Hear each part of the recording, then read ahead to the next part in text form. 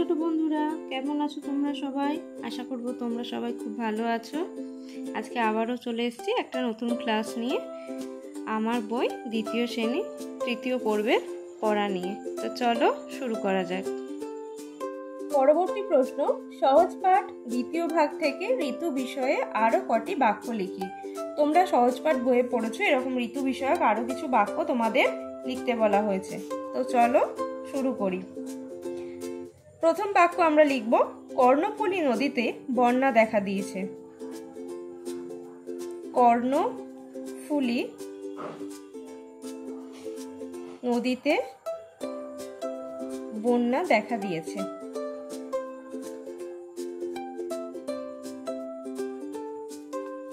পরবর্তী বাক্য হবে, গর্ত সব ভরে গিয়ে ব্যাঙের বাসা হলো। গর্ত সব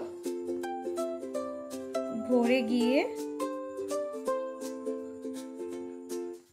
ব্যাঙের বাসা হলো। 3 নম্বর বাক্য লিখি, শ্রাবণ মাসের বাদলা।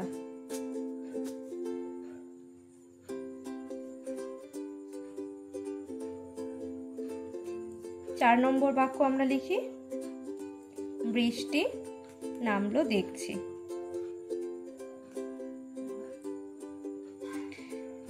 দেখো, এগুলো সবই ঋতু বিষয়ক বাক্য।